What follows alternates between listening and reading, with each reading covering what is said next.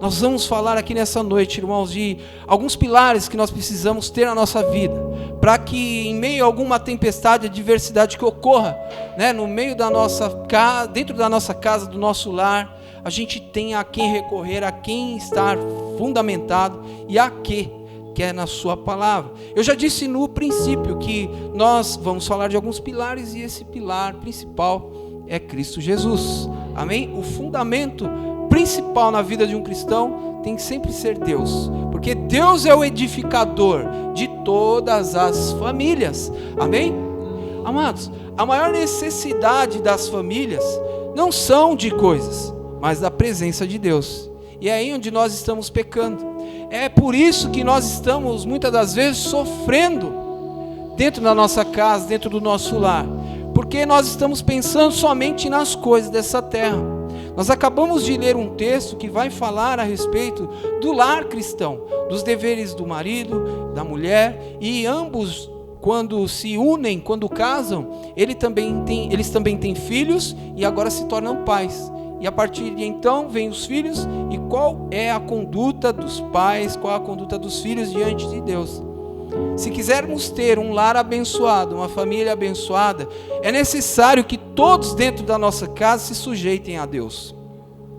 Todos dentro do nosso lar, porque nós exigimos muito às vezes dos nossos filhos que eles sejam iguais a Cristo, mas muitas das vezes nós não damos exemplo para eles nos imitarem. Será que nós estamos imitando Cristo para que nossos filhos olhem para nós e sejam a nossa cópia, como nós estamos sendo, né, imitadores de Jesus? Então eu convido você nessa noite e te faço uma pergunta: quem é o edificador na sua vida, na vida da sua família? Quem tem sido essa pedra fundamental na tua casa, no teu lar? Para sustentar essa laje aqui, foi necessário realizar um fundamento, ou uma fundação, né? Como que chama essas? Não são as vigas, os alicerces foram construídos e usaram muito material resistente. Então, na família, espiritualmente falando, é a mesma coisa. O nosso fundamento é Cristo. Esse alicerce que nós devemos utilizar na nossa casa, no nosso lar, é a palavra de Deus, é confiar em Deus, é esperar em Deus. Porque quando vier a chuva, quando vier o vento forte, vier a tempestade, vai ser como nós tivéssemos construído a nossa casa, ou a nossa fé, na rocha que é Cristo. Mas se nós não dermos atenção a este ensinamento de Deus para a nossa vida, é como aquele que Jesus disse que constrói a sua casa sobre a areia. Quando nós não temos fundamentos, alicerces necessários, né, por meio da sua palavra, quando nós não construímos, não temos base na palavra para construir uma família segundo a vontade de Deus, cada tempestade que vier sobre a nossa vida vai fazer com que a nossa casa desabe. É por isso que muitas das vezes nós sofremos no nosso casamento, muitas das vezes com os nossos filhos, os filhos com os pais, porque estamos pensando somente nas coisas dessa terra. Então está faltando o principal alicerce, que é Deus. Edificar uma família sem a bênção de Deus, sem a proteção de Deus, amados irmãos, como disse, é como construir uma casa na areia. Somente em Deus as nossas famílias poderão triunfar mediante qualquer circunstância, qualquer adversidade ou qualquer crise. Somente Deus pode dar para nós, pode dar para a nossa família a guarda suficiente, a proteção suficiente para nos proteger diante das tempestades. Só Deus. E aí, quem é o edificador da sua casa? Quem tem sido o edificador na sua casa? Somente sob as asas de Deus, do Deus onipotente, nós podemos ser protegidos. E por meio da salvação, sermos resgatados de um grande dilúvio que sobrevém sobre a nossa vida. Nenhuma família é perfeita. Todos nós temos problemas, todos nós temos falhas, defeitos. Então não pensa que existe uma fórmula mágica. Nós herdamos desde o princípio o pecado. Por causa disso a morte entrou no mundo. E está aí o que nós vivemos, é a nossa vida. Mas a graça de Deus nos alcançou por meio de Cristo. Por meio da fé somos salvos mediante a graça de Deus. E nessa noite, meus amados irmãos, Deus nos trouxe aqui porque Ele quer que eu e você venhamos lembrar que temos um grande Deus protetor das nossas famílias. Aleluia! Somente debaixo do sangue do Cordeiro é que as nossas famílias, elas serão livres do juízo que recairá sobre a terra. Cada castigo que Deus permite que a humanidade sofra, desde o princípio, pode perceber, na época de Moisés, o povo pecava. E Ele pediu para que os judeus, os hebreus fizessem o quê? Passassem o sangue nos umbrais da porta de suas casas, para que o anjo da morte viesse e não entrasse em suas casas. Aquilo ali já estava, apontando para Jesus. O sangue do Senhor Jesus é quem nos livra de todo o juízo da ira de Deus. E se Deus não é o nosso edificador, estamos à mercê. O juízo de Deus pode recair ou cair sobre nossa vida. Aleluia. Então a família é um projeto divino, irmãos. É um projeto de Deus. Foi criado por Deus, antes mesmo do pecado entrar na terra. Glória a Deus. Hoje nós estamos vivendo num mundo extremamente corrupto, cheio de pecado.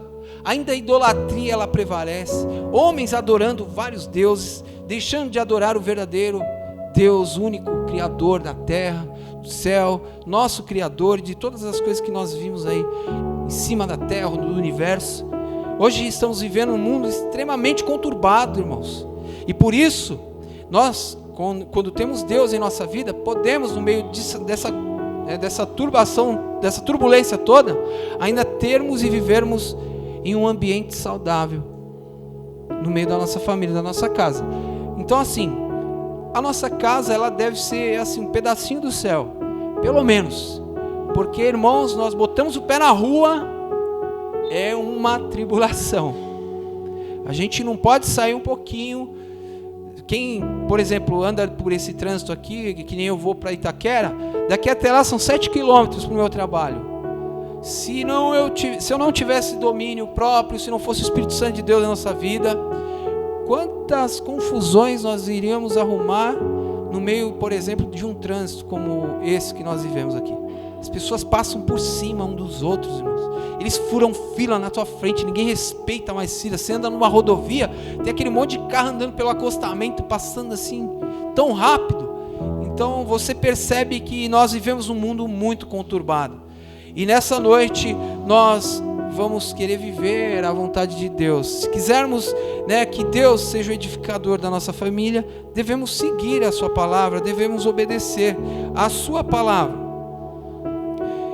E quais são esses alicerces principais? Nós acabamos de ler aqui dentro do texto, da carta de Paulo aos Efésios, versículo 21 até o 33, aqui nós temos alguns pilares.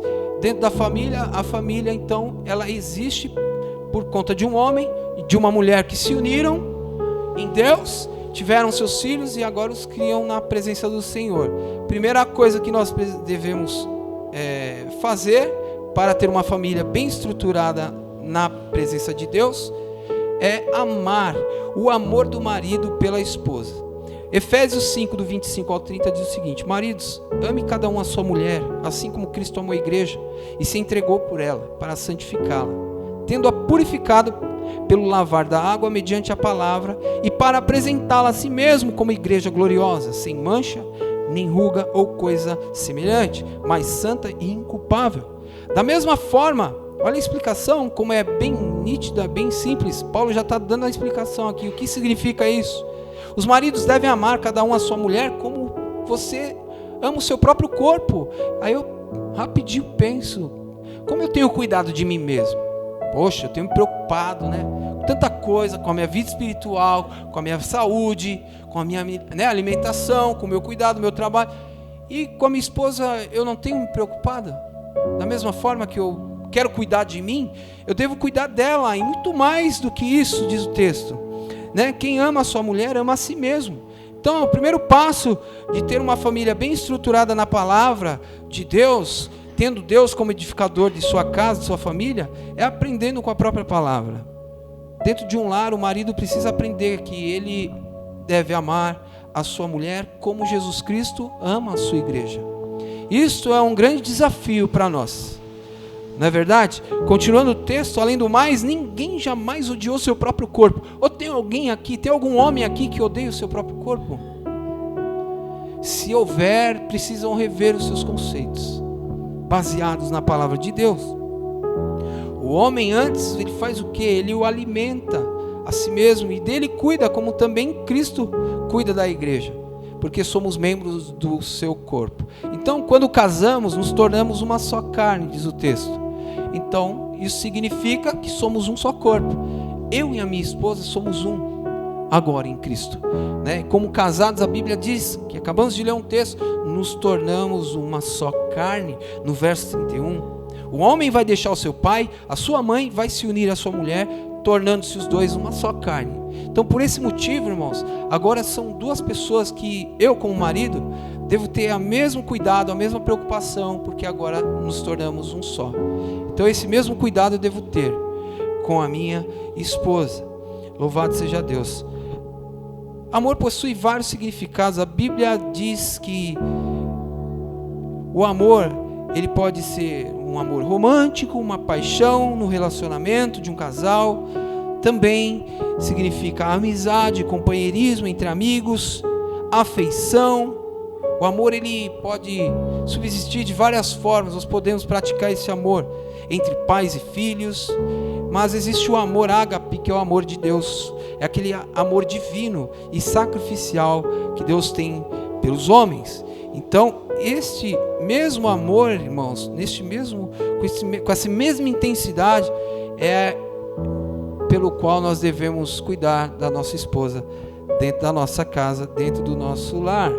Esse amor é o amor de Deus pelo homem. Então ele pega este exemplo do amor de Deus que ele tem pelo homem e usa e ensina a nós, homens que casamos, a amar a nossa esposa da mesma forma, como Deus ama o homem. Então isso é uma decisão, isso é um compromisso, isso exige de mim e de você atitude, ação, em vários sentidos, e esse amor deve ser incondicional. Então tudo isso vai independer de qualquer outro tipo de sentimento. Nós devemos nos basear na palavra de Deus, para fazermos a sua vontade. Segundo pilar seria agora a respeito da esposa pelo marido. Continuando, o texto diz o seguinte, dentro do mesmo texto: mulheres, se sujeitem cada uma a seu marido como ao Senhor, porque o marido é o cabeça da mulher, como também Cristo é o cabeça da igreja. Olha que explicação bem nítida tem aqui, bem simples. Porque isto é o seu corpo, do qual ele é o Salvador. Assim como a igreja está sujeita a Cristo, também as mulheres estejam sujeitas em tudo aos seus maridos. Portanto, cada um de vocês também ame sua mulher como você ama você mesmo, e a mulher trate o marido com todo o respeito. A submissão, nós podemos entender ela, de várias formas. Muitas mulheres entendem que isso é se tornar escrava do seu marido. E a Bíblia vai nos ensinar outra coisa. A mulher, nesse sentido de submissão, ela deve ser companheira do seu marido, auxiliadora, ajudadora. Foi para isso que Deus criou a mulher, para andar ao lado do seu marido, para andar ao lado do seu esposo, para o ajudá-lo. A submissão feminina tem sido motivo de muitas controvérsias. Temos aí hoje, hoje nós vimos um movimento feminista, irmãos. Ele está acabando com os valores da família, porque o movimento feminista, ele fala que a mulher não depende de homem nenhum. Não, ela é um tal de empoderamento. As mulheres agora, elas têm que ter o mesmo cargo que o marido, ou que os homens. Elas estão pensando alto, grande, pensando somente nas coisas dessa terra. É isso que esse movimento feminista ele tem promovido nos dias atuais de uma forma muito grande. Mas se a gente analisar o que o texto diz, a gente vai entender que submissão nada mais é do que respeito. Deus só quer que a mulher respeite seu marido. Claro que isso serve para ambos, para todas as pessoas, independente de ser casado ou não. Nós devemos respeitar a todos. Mas falando de família, tratando-se de uma família, nós devemos aprender com a palavra aqui, o que Paulo está querendo dizer aqui para esta igreja, está ensinando, é que a mulher, ela deve respeitar o seu marido. A diferença entre o homem e a mulher é somente por causa de funções, não por causa de posições. O homem e a mulher, ela tem funções diferentes dentro de um contexto familiar. Porém, devemos aprender que o homem não é superior à mulher e nem a mulher superior ao homem. Dentro de um contexto bíblico, isso não existe, irmãos. Eles têm a mesma, o mesmo nível, a mesma altura, pois ambos andam um do lado do outro. Ninguém vai na frente, a outra fica atrás e assim vice-versa. A submissão, dentro desse contexto que Paulo escreveu, significa ter respeito à posição de liderança que Deus estabeleceu para o homem dentro do seu lar. Então a mulher que não respeita o marido, não entende isso, ela está acabando de influenciar os seus filhos também a não respeitar a autoridade do pai dentro do seu lar, ou qualquer outro tipo de liderança. Então a mulher dentro, olha como é importante, como é um desafio muito grande, Nós devemos, que as mulheres também têm uma grande responsabilidade dentro de sua casa, de instruir o filho no caminho do Senhor, demonstrando para ele a submissão ao pai, tratando ele com respeito, demonstrando para o filho que o pai é, como Cristo disse aqui na palavra, como está escrito na palavra de Deus, que Cristo é a cabeça do homem, o homem é a cabeça da mulher, e a mulher, ela acaba estando numa posição em que Deus, ele coloca ordens, e Deus, ele está acima de tudo. Então a mulher que não respeita o marido, ela influencia os filhos também a não respeitar a autoridade do pai. Então a submissão exige respeito. Agora, os pais no convívio com os filhos. Efésios 6:4. Filhos, não irritem seus pais, não irritem seus filhos, antes criem-nos segundo a instrução e o conselho do Senhor. O que Paulo está querendo dizer aqui para nós, que a palavra de Deus está querendo nos ensinar? Que os pais devem ter cuidado para não provocar a ira nos filhos. E segundo, o que tem provocado essa ira nos filhos? Quando lhes falta educação. A falta da educação, a falta de disciplina, a falta de correção tem causado ira nos nossos filhos. Provérbios 29:15 vai dizer o seguinte: a vara e a disciplina dá sabedoria, mas a criança entrega a si mesmo, envergonha a sua mãe. Então assim, os pais devem ter cuidado para não provocar ira nos filhos. De que forma? Sabendo que existem duas coisas que podem causar ira nos filhos. Primeiro é a falta da educação, que é a disciplina. Quando eles precisam ser corrigidos, a gente deixa de corrigir, estamos errando diante de Deus. Quando nossos filhos erram, eles precisam de correção, eles precisam de disciplina. É necessário, irmãos, que eles sejam corrigidos. E também existe o outro lado do exagero, pais que castigam ou passam a mão na cabeça, tratam seus filhos, de uma forma que, mima muito os filhos. Provérbios 19:18 diz o seguinte: castiga o teu filho enquanto há esperança, mas não exceda ao ponto de matá-lo. Devemos aprender que também, não é de qualquer maneira que a vara, a disciplina, a maneira que nós corrigimos nosso filho, ela tem limite, ela não pode chegar a esse ponto de ser um exagero. Então, temos mais coisas que envolvem a ira nos filhos. Então, a educação envolve duas coisas: a instrução e a disciplina.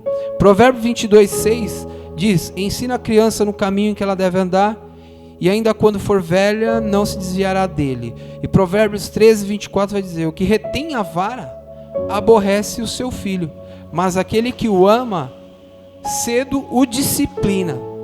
Então, a instrução, quando nós corrigimos, damos instrução para o nosso filho, isso deve anteceder a disciplina. Então, antes a gente corrige, para evitar que ele seja disciplinado.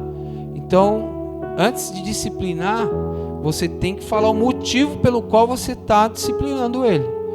Ó, você errou nisso, nisso e nisso, por isso está sendo disciplinado. Porque tem muitos pais que invertem as coisas, né?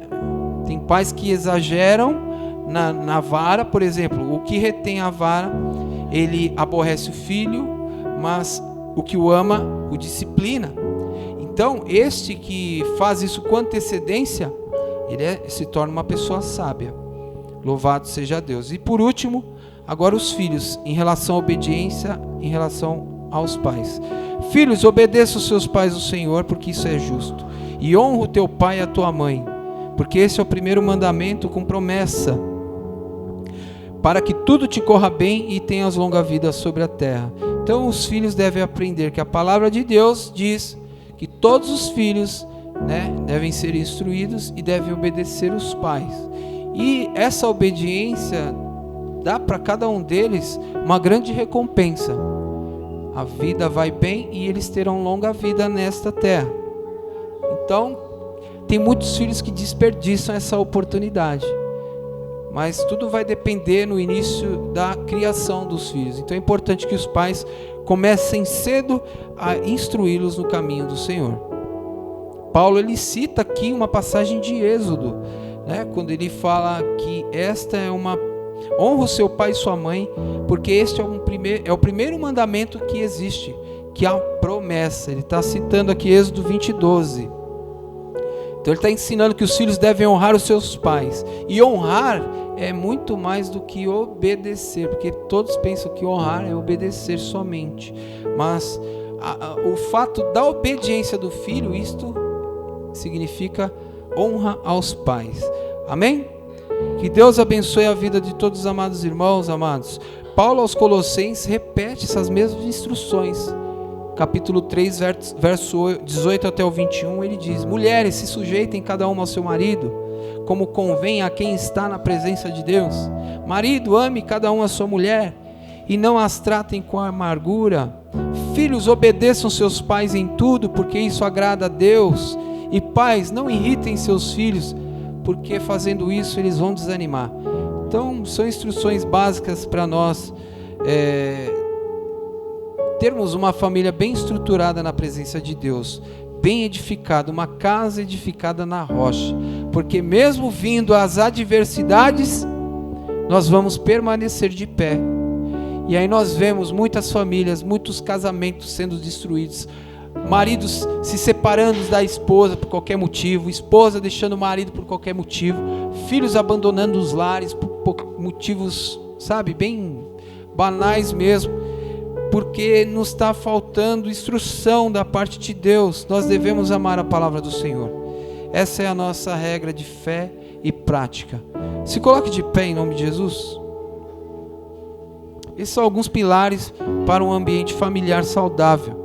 Então, não só ouça a palavra de Deus, coloque-a em prática em nome de Jesus. Sempre que uma família revela alguma desestrutura, em alguma área de sua vida, seja ela qual for, dentro da sua casa, na convivência com os filhos, no relacionamento com o marido, com a esposa, é porque algum desses pilares estão sendo negligenciados dentro da nossa casa. Vocês compreenderam? É que, né, é um assunto muito importante para nós tratarmos com a igreja, né, que às vezes levam, né, a estudos para isso. Há muito tempo que a gente pode se reunir para falar desse assunto. Então, o marido que deixa de atentar para esse ensinamento, vai chegar em um momento que a família vai acabar pendendo para um lado e para o outro, correndo o risco de desabar esse teto.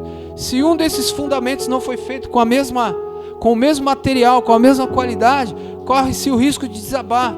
Vocês viram lá o prédio que desabou em Pernambuco? Esse fim de semana, essa semana? Por que será que desabou? Fundamentos mal construídos. Então tá lá, uma parte do prédio desabou, porque foi construída de qualquer forma. Como está sendo construída a sua casa na presença de Deus? Que base você tem, né? Você tem levado isso daqui que a gente está escutando e aprendendo aqui para dentro da sua casa? Então, quando está acontecendo algum problema dentro da nossa casa, em qualquer área, é porque nós estamos negligenciando alguma área, algum desses pilares que nós aprendemos hoje aqui. Então precisamos colocar em prática a palavra de Deus, porque isso é essencial e é ensinamento da palavra de Deus para a nossa vida, para a gente poder desenvolver um ambiente familiar saudável dentro da nossa casa. Oremos.